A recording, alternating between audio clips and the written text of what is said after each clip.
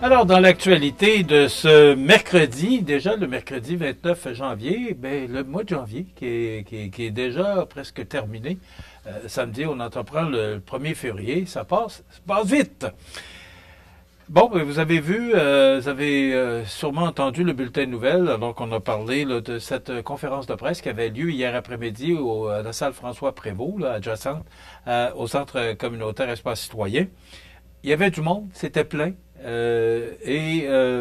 Pourquoi? Ben, d'abord, c'est que les propriétaires de boisés étaient là. Et les différents regroupements forestiers, tant là, du Bas-Saint-Laurent que les gens là, de Lévis étaient là aussi. Moi, j'allais là avec l'idée que si on commandait une conférence de presse, c'est qu'il y avait des bonnes nouvelles. Non, c'était pas ça. C'est que on a pris, et selon le syndicat, pas le syndicat, pardon, selon l'association des propriétaires de boisés privés, là, une solution moderne. Tous les regroupements qui étaient là ont dit, on a offert une solution moderne au syndicat. Mais pas de nouvelles du syndicat. Ils ont déposé cette solution-là le 23 janvier dernier. Et là, hier, Max Vidal, avec qui j'ai réalisé une entrevue lundi, qui a annoncé la fermeture de son entreprise le 31 mars prochain, là, ou du moins une partie de son entreprise, là, était là hier. Je l'ai rencontré vite, mais on n'a pas eu le temps de se parler. Et il a envoyé à tous les médias une publication de Max Vidal. Donc, tous les médias l'ont reçu. Et je vous en fais lecture. C'est peut-être long un peu, mais donc je vous lis là, c'est de Max Vidal. Donc s'il l'a envoyé aux médias, ben il voulait qu'on le publicise. Alors voici sa pensée. Alors je cite Max Vidal, terroriste. Ce matin, je me lève et un flash me vient au réveil. Je vérifie ma pensée sur Internet, soit la définition du mot terroriste. Terrorisme non masculin, ensemble d'actes de violence, attentats, prise d'otages, etc., commis par une organisation ou un individu pour créer un climat d'insécurité, pour exercer un chantage sur un gouvernement, pour satisfaire une haine à l'égard d'une communauté, d'un pays, d'un système. Donc, en résumé, tous les propriétaires privés qui retirent leur droit de passage au sentier de motoneige sont des terroristes et tous ceux qui les appuient dans leur démarche, des complices. Je vous rappelle que c'est toujours ce que Max Vidal a publié et envoyé à tous les médias hier. Aujourd'hui, j'ai assisté à la conférence de presse de l'Association des propriétaires de boisés privés des Appalaches et de quelques groupements forestiers. On m'y a dit que l'association faisait une offre publique aux syndicats calquée sur un modèle en vigueur dans le Bas-Saint-Laurent.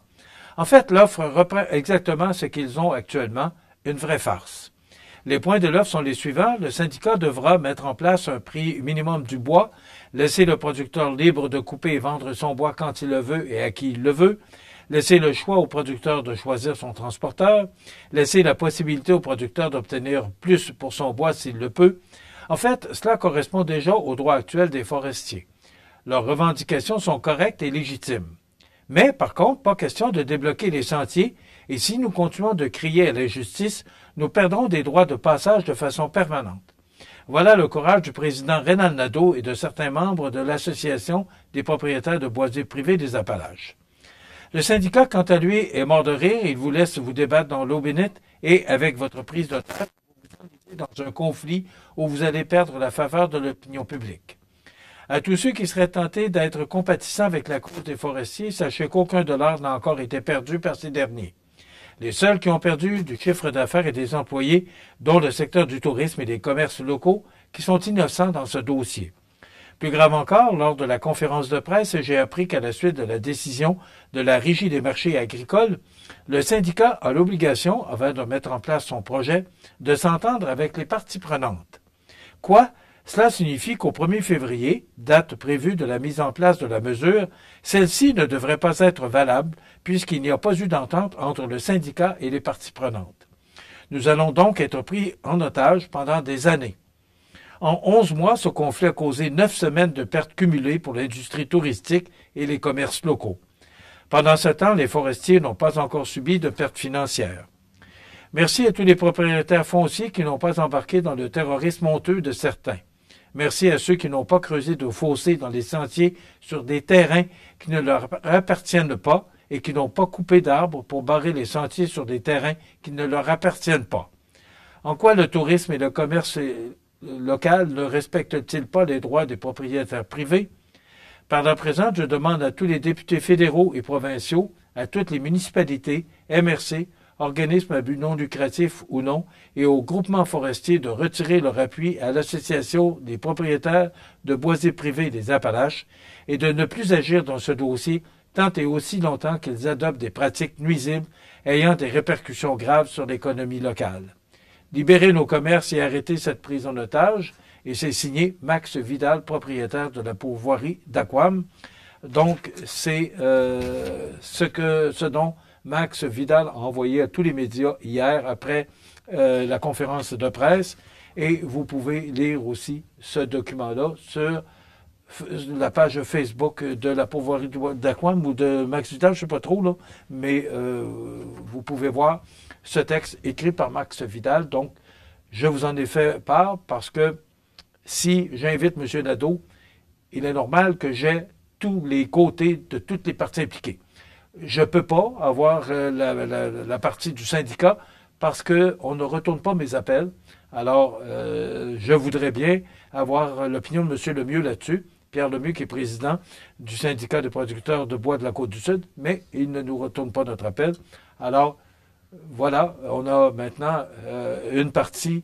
M. Nadeau a donné ses commentaires. On a eu aussi des commentaires dans le bulletin de nouvelles et on n'a pas le commentaire du syndicat.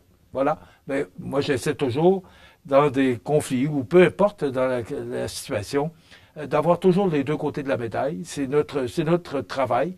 On n'a pas à se faire d'opinion.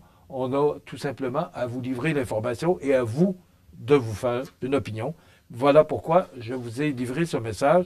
Mais c'est difficile pour les entreprises. D'ailleurs, Mme Gautreau-Gontier de Sainte-Lucie-de-Beauregard, de Bistrot de l'Érable, qui a commenté là, dans un communiqué de presse la semaine passée que c'était difficile et que c'est difficile pour toutes les entreprises qui sont concernées par la fermeture des sentiers de motoneige. Et on apprenait aussi que le restaurant qui est l'entreprise de restauration à l'intérieur du club de golf de Saint-Pamphile, qui pourrait cesser ses opérations aussi prochainement. Alors, maintenant, à vous de vous faire une opinion sur cette situation, ce conflit qui dure depuis très longtemps.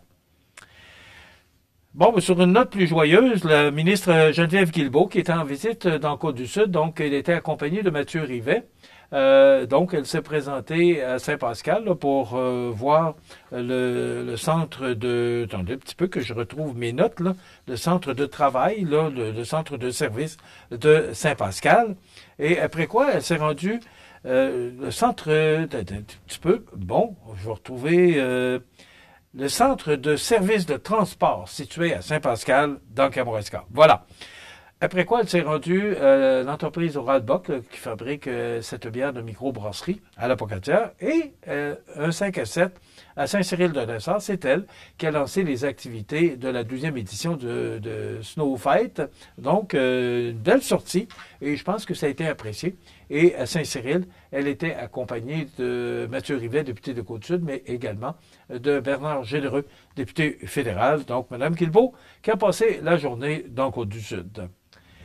Maintenant, il y a un soutien qui est accordé aux femmes enceintes ou aux nouvelles mamans dans la MRC de Lillet là, qui éprouvent des problèmes de finances. Ben, c'est 20 000 qui est accordé pour la clientèle du programme HOLO dans la MRC de Lillet. Donc, ces femmes pourront donc bénéficier d'un soutien là, sous forme de cartes cadeaux, l'achat de produits à l'épicerie, à la pharmacie, d'essence pour se rendre à des rendez-vous médicaux pour toute autre dépense jugée nécessaire, à la bonne santé des mères et de leurs nouveau-nés.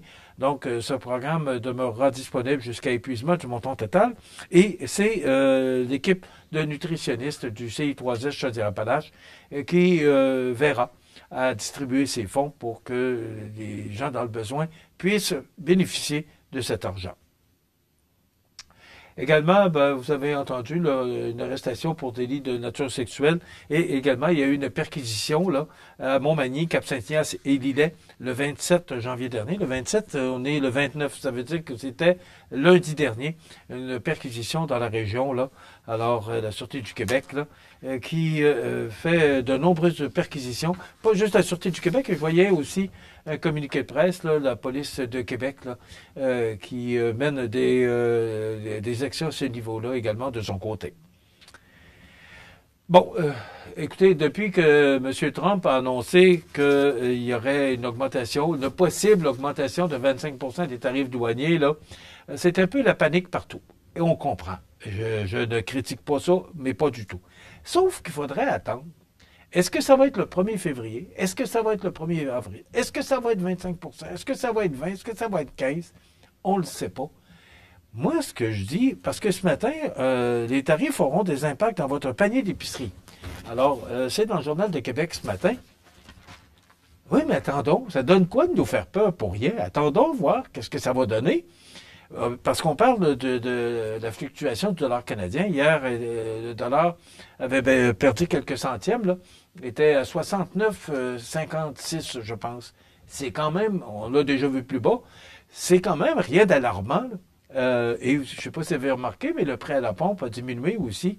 On a monté à 1,52 $ la semaine dernière. Et je voyais à 1,48 $ sur Boulevard Taché ce matin. Attendons, on va se faire une idée après. Moi, c'est comme ça que je le vois. C'est la même chose pour l'électricité, là. Hier, M. Legault disait, parce que les entreprises ont demandé, écoutez, donnez-nous une chance un peu. Si on doit faire face à 25% des tarifs douaniers des États-Unis, puis en plus, si vous augmentez les tarifs d'électricité parce que vous ne voulez pas augmenter plus que 3% aux tarifs résidentiels, là, donnez-nous de l'air un peu. Et là, Mme Fréchette, qui est la nouvelle ministre attendez un petit peu, là, son titre exactement, c'est elle qui a remplacé M. Fitzgibbon, super ministre de l'économie et de l'énergie. Elle disait, ben là, on va regarder, puis bon, tu sais, M. Legault, non. Ça va être ça, c'est les tarifs résidentiels, puis les entreprises, ben, vous allez être taxés, puis vous allez payer. Pas sûr que dans la situation actuelle des choses, que c'est peut-être la façon de faire. Mais moi, ce que je trouve, là, c'est qu'il faudrait attendre de voir c'est quoi que M. Trump va faire. Puis là, il y a des limites, là aussi.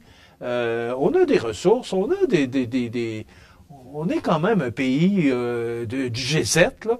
Moi, je trouve qu'on pèse sur le bouton de panique. Je dis pas qu'on ne doit pas prendre certaines actions. Oui, mais attendons de voir ce que ça va donner. Puis après ça, on pourra prendre des actions nécessaires. En tout cas, moi, c'est mon point de vue.